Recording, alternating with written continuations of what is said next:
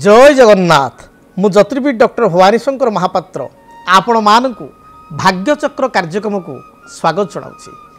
दर्शक बंधु भाग्यचक्र कार्यक्रम आम विभिन्न समय विभिन्न समस्या विषय अवगत करिथाउ।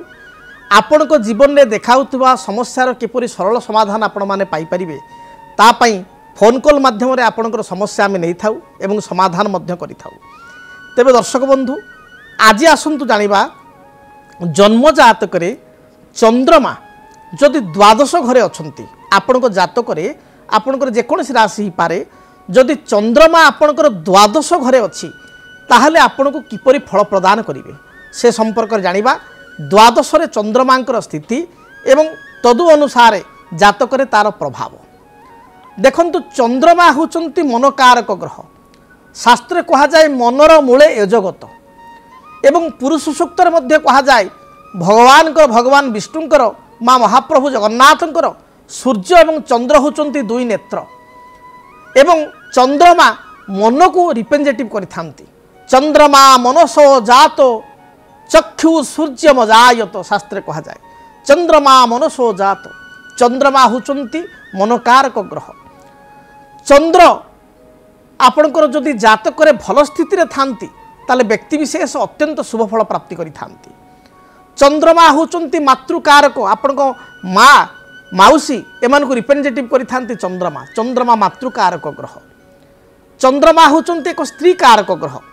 मातृस्थानीय स्त्री लोक अर्थात माँ माउसी पिउसी एमान को रिप्रेजेंटेटिव करे चंद्रमा। शुक्र मध्य स्त्री कारक ग्रह किंतु शुक्र होचंती आपण को पत्नी। शुक्र पत्नी कारक ग्रह स्त्री मात्र पत्नी। तेणु आपण को चंद्रमा जदि जातक द्वादश घरे अच्छी द्वादश माने 12 नंबर घरे अच्छी आपण देखिए आपंकर जो जन्म ग्रह चक्र अच्छी बा जो जन्म कुंडली अच्छी सेठी 12 नंबर घरे चंद्रमा अच्छंती ताले कौन फल प्रदान करिवे। शास्त्र सुंदर भाव में कहे चंद्रमा द्वादशपि संस्थितम ज्येष्ठ भातृ ज्येष्ठ शालक ज्येष्ठ पुत्र सुखम नास्ति। आपण देखिए आपण को जातक 12 नंबर घरे माने 12th हाउस रे जदि चंद्रमा अच्छंती ताले आपण जदि घरे बड़ पुओ अच्छंती ठीक अच्छी घरर बड़ पुओ आपण को तले सान भाई भौणी अच्छंती ताले कौन असुविधा नहीं किंतु आपण मझिया भाई बा सान भाई आपण को उपरे आउ जोड़े 2 भाई बा 3 भाई अच्छंती बा भौणी अच्छंती ताले आपण देखिए जी आपणकर बड़ भाई ज्येष्ठ भातृ तांको सहित आपणकर पड़िबो नाही। आपण को ऊपर जे बड़ तांको सहित पड़िबो सभा बड़ जी ज्येष्ठ भातृ तांको सहित पड़िबो नाही। सान भाई अच्छंती तांको संगे जो भले संपर्क रहिबो बड़ भाई सहित रहिबो नाही। आपणकर बड़ भौणी धरंतु 2 भौणी गोटे सान भौणी गोटे बड़ भौणी अच्छंती आपण ऊपर सान भौणी सहित भल संपर्क रहिबो मात्र बड़ भौणी सहित आपणकर संपर्क रहिबो नाही। यह बहु परीक्षित। आपण को जातक जदि द्वादश चंद्रमा अच्छी ताले आपण एक कथा निजे देखि परिबे 12 नंबर जदि चंद्र अच्छी से भली भाव में आपण विवाह कर सारी। ज्येष्ठ शालक सुखम नास्ति। ज्येष्ठ शालक माने बड़ शला जदि आपण को पत्नी को ठारू बयस बड़ अच्छी आपण बयस बड़ शालक अच्छी आउ धरतु आपण पत्नी को ठारू सान भाई अच्छा सान शला अच्छा मझिया अच्छा से पड़ो किंतु बड़ शालक सहित पड़ो ना। यहाँ प्रमाणिक योग्य आप निजे देखु जन्म जातक जदि बड़ भाई बा बड़ भौणी अच्छा द्वादश चंद्रमा पड़ो ना। ज्येष्ठ शालक बड़ शला अच्छा सागर पड़ो ना। से भाई ज्येष्ठ पुत्र सुखम नास्ति। आप 2 पुओ अच्छा पुओटे झीटे बड़ गर्भ प्रथम गर्भ पिला सहित टिके मतांतर देखादेव। तेज जन कलर आम सहित जड़ित होती कॉल टी नहीं जा प्रथम। हेलो कल्याण मस्तु दीर्घजीव भव। आपण को परिचय दिंतु कौ जगार कहते क्या विषय जानापी चाहते कहतु। आपण को नाटी दयाकोरी कहतु प्रथम कौ लंका कहले निरंजन बाबू कहते कौ जगार आप कहते आपण कौ स्थान आम कॉल कर कौ जगार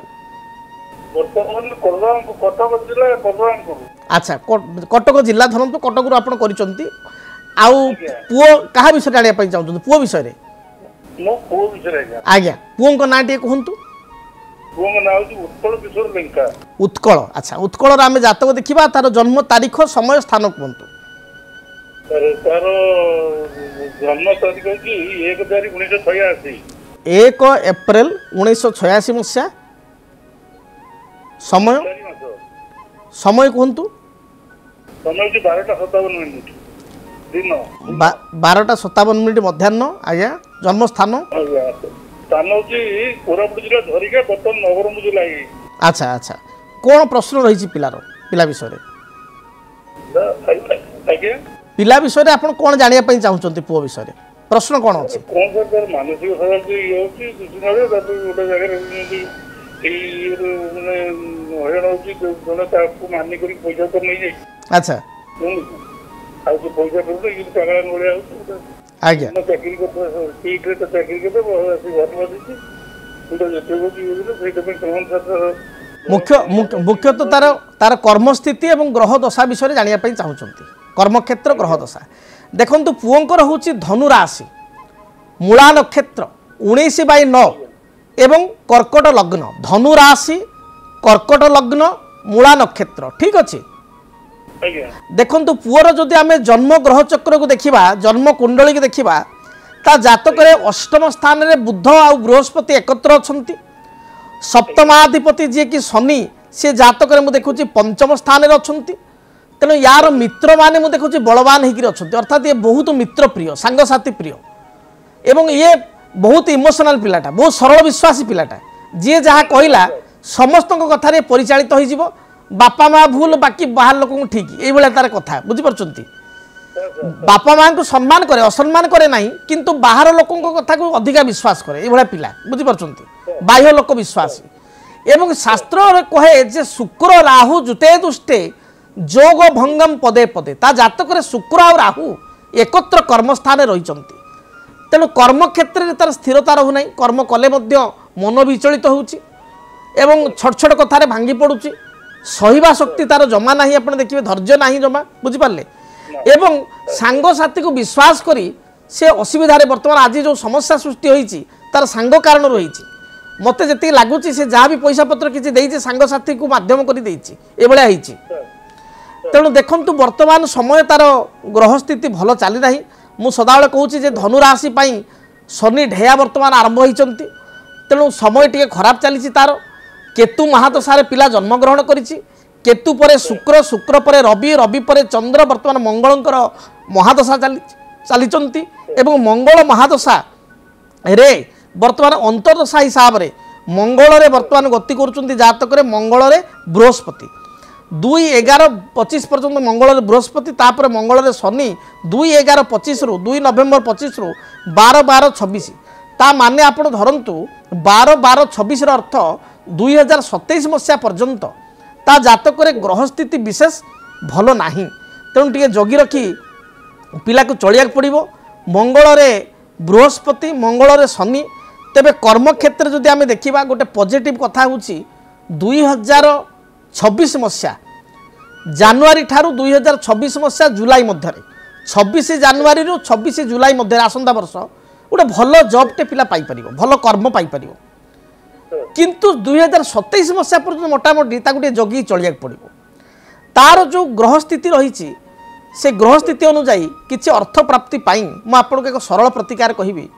ଆପଣ ଗୋଟେ କାମ କରନ୍ତୁ, ସେ ଯାହାକୁ ଅର୍ଥ ଦେଇଛି କୌଣସି ଶୁକ୍ଳପକ୍ଷ ଶୁକ୍ରବାର ଦିନ, ମନେ ରଖନ୍ତୁ ଶୁକ୍ଳପକ୍ଷ ଶୁକ୍ରବାର ଦିନ ଆପଣ ଗୋଟେ ତୁଳସୀ ଗଛକୁ ପ୍ରଣାମ କରିବେ। ଆଗ ପୁଅ ଯିଏ ଦେଇଛି ପଇସା, ପୁଅ ପ୍ରଣାମ କରିବ ଏବଂ ଗୋଟେ ତୁଳସୀ ଗଛର ଯେଉଁ ପତ୍ରଟା ଟିକେ ବଡ଼ ଥିବ, ସାଇଜରେ ବା ଆକାରରେ ଟିକେ ବଡ଼ ଥିବ, ସେଭଳି ଗୋଟେ ପତ୍ର ତୁଳସୀ ବୃକ୍ଷକୁ ପ୍ରଣାମ କରିକି ସେ ପତ୍ରଟି ଛିଣ୍ଡାଇବ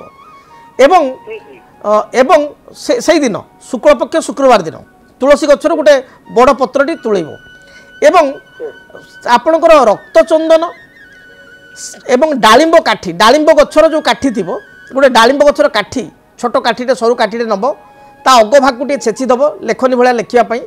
ଯେଉଁ ଲୋକଟି ତାର ପଇସା ନେଇଛି, ବୁଝିପାରିଲେ, ସେ ଲୋକର ଶ୍ରଦ୍ଧା ନାମ ବା ଡାକ ନାମ, ବୁଝିପାରିଲେ, ସେ ତୁଳସୀ ପତ୍ରରେ ଲେଖିବ, ରକ୍ତଚନ୍ଦନରେ ତୁଳସୀ ପତ୍ର ଉପରେ ଲେଖିବ ଏବଂ ତାକୁ ସେ ପତ୍ରଟିକୁ ଟିକେ ଖରା ରଖିଦେବ, ଟିକେ ଶୁଖିଗଲା ଭଳିଆ ପତ୍ରଟି, ଯେଉଁ ଲେଖାଟା ତା ନାଁ ହେଇଥିବ ଶୁଖିଗଲା ଭଳିଆ।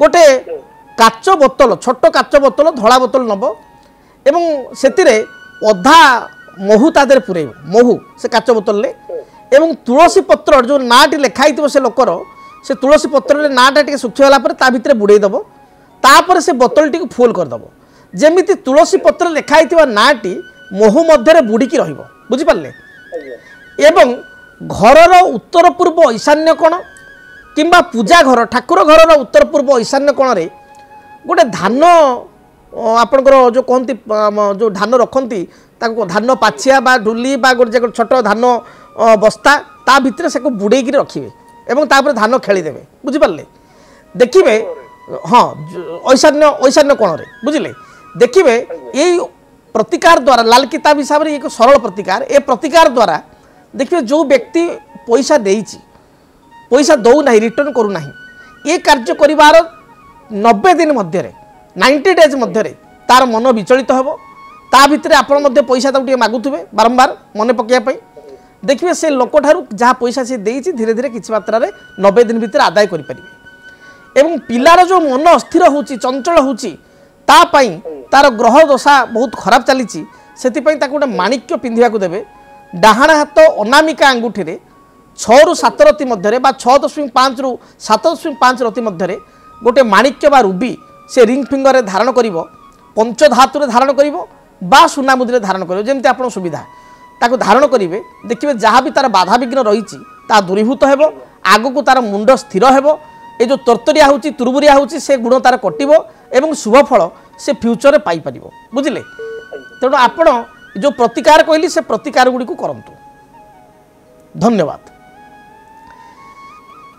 तेबे दर्शक बंधु आज आम आलोचना करूथुलु जे द्वादश चंद्र संपर्क में आपड़ कहली द्वादश चंद्र रहिले ज्येष्ठ भातृ ज्येष्ठ शालक ज्येष्ठ पुत्र बा ज्येष्ठ कन्या सुखम नास्ति तेणु आपड़ ये कथा को परीक्षा करें निज जन्म जातक जन्म जातक परीक्षा करेंगे जो द्वादश आपन चंद्र अच्छी आपण ही निजे परीक्षक हेबे एवं आपण सार केते जो ठीक कहले भवानी सार निजे मतामत देबे आपण से भली भाव में गोटे झीटी जातक द्वादश चंद्रमा अच्छी तार मध्य बड़ भाई सहित पड़ो ना सान भाई मझिया भाई मान सब पड़ो बा बड़ भौणी सान भौणी सहित आपंकर सान भौणी मझिया भौणी सहित पड़ो कि बड़ भौणी थिले बड़ भौणी सहित पड़ो ना विवाह पर जो शाशुघर को झीटी जीव शाशुघर नणद निश्चय थे जदि बड़ नणद थे एवं सान नणद थे सान नणद बा मझिया नणद सागे जिते संपर्क भल रहिबो बड़ नणद सहित रहिबो नाही बड़ देढ़शुर बा बड़ जांक सहित पड़ो ना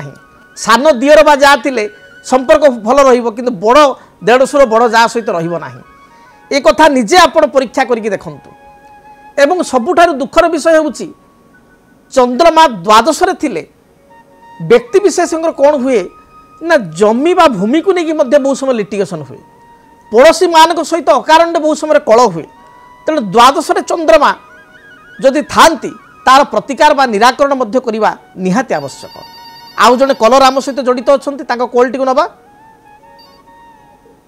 हेलो हेलो किए कहते कौ जगार कहते आप परिचय कहतु सर नमस्कार सर नमस्कार कल्याणमस्तु भगवान आपंकर मंगल करंतु कहा विषय जानिया चाहूँगी सर मो निज विषय खाली गोटे क्वेश्चन सर मु पचारिବାକୁ चाहूँगी कहतु सर ओ लेखन मो डेट ऑफ आपनकर आग ना कहतु आज्ञा सर देवव्रत महांती को जगार कहते आपण आज्ञा सर मयूरभंज जिल्ला देवव्रत बाबू मयूरभंज कहते मयूरभंज को जगार मयूरभंज सर सर एमबी तो मु जन्म होइछि गां रे किंतु माने ना ना आपण रहउचंती वर्तमान कोठी वासस्थान कोठी आपनकर आम बासस्थान सर रायरमपुर सर गां रे ताले रायरमपुर अच्छा रायरमपुर आपण करिसंती एवं मयूरभंज जिल्ला रो करिसंती देवव्रत बाबू आपन जन्म तारीख कोंतो सर मु एबे बाहर अछि एबे बाहर रहउचंती बाहर माने कोठी रहउचंती सर एटा बेंगलोर रो सर लास्ट जगह माने जो अच्छा अच्छा बुझली बुझली माने आपन को घर मयूरभंज जिल्ला रायरमपुर रे मात्र वर्तमान आपण बेंगलोर हम फोन करिसंती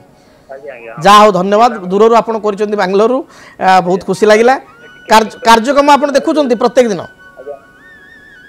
कार्यक्रम आपण देखुचंती कार्यक्रम सर मु देखिले सर खाली सुनतो ना हां कोंतु ए जो sir date of birth sir 1994 हाँ पूरा तारीख आगे कहतु तारीख समय मसीहा हाँ sir date of birth 1994 October 21 Friday 21 ଅକ୍ଟୋବର 1994 ମସିହା। हाँ 21 तारीख sir Friday evening time 5:25 14 second 5 घंटा 25 मिनिट।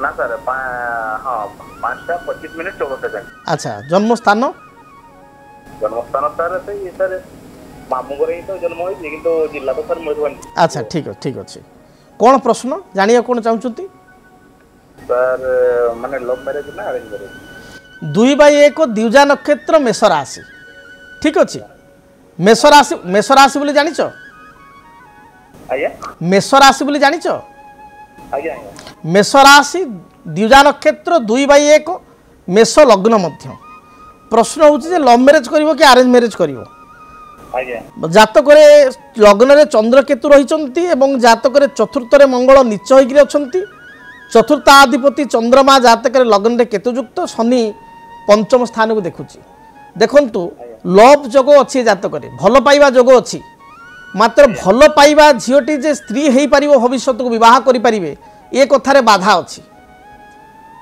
परिवार ए कथार बाधा अच्छी समस्या अच्छी परिवार लोके राजी हेबे नहीं बा विवाह को लेकर किसी बाधा आसब एक कथा देखा एमती हो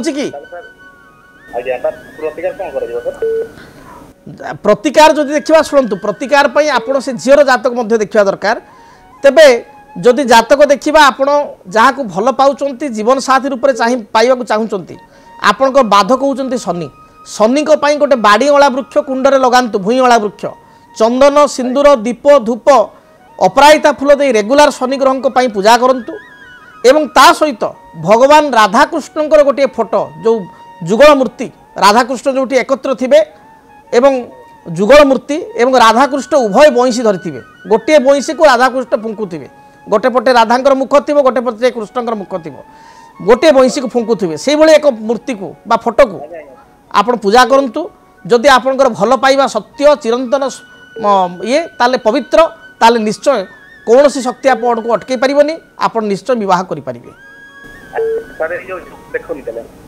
धन्यवाद।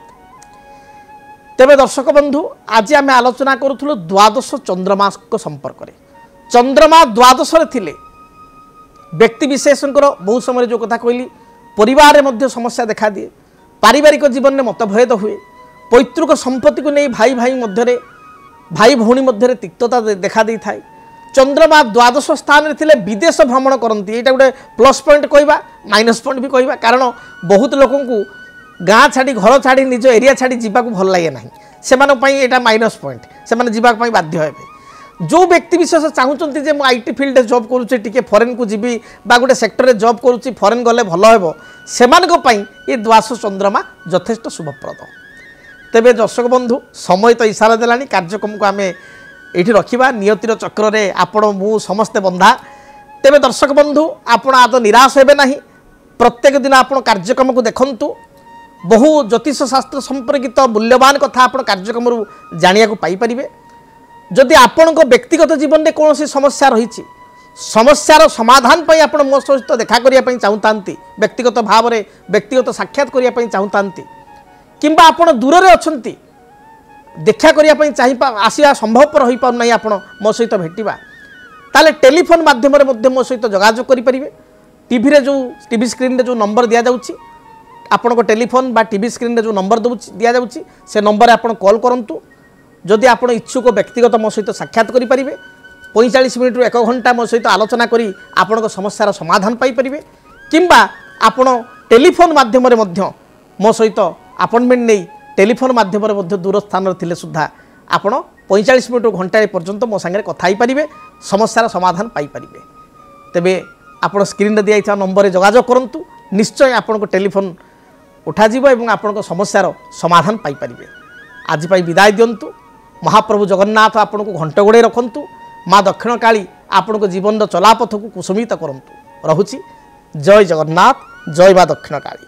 जदि आपणक जीवन रे व्यक्तिगत पारिवारिक समस्या कर्मक्षेत्र नियुक्ति वैवाहिक समस्या वास्तु दोष एवं माली मकदमा आदि समस्या थाए ताहेले समस्यार समाधान और परामर्श पाई आमकु जोगाजोग करंतु।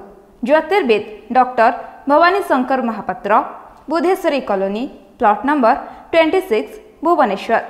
फोन नंबर 9776833302 9439444924 आमर वेबसाइट www.srijagannathastro.com 18 मई 2025 राहु चलिबे मीनरु बक्राचार होई कुंभ राशि 18 मई 2025 रु 5 डिसेंबर 2026 पर्यंत राहु रहिबे कुंभ राशि तेबे राहु केतुंकर चलन आपण को जीवन को किपरि करिवो प्रभावित जानिया पई देखंतु डीटीवी ओडिया मेष ठारू मीन पर्यंत आपण मानक राशि राहु केतु चलन जानंतु फलाफल देखंतु केवल डीटीवी ओडिया देखिबा पई चैनल को सब्सक्राइब करंतु आपण वीडियो को सर्च करंतु राहु केतुंक संपर्क रे निज राशि राहु केतु चलन एवं प्रभाव विषय रे आपण जानि परिबे देखंतु राहु चलन केवल डीटीवी ओडिया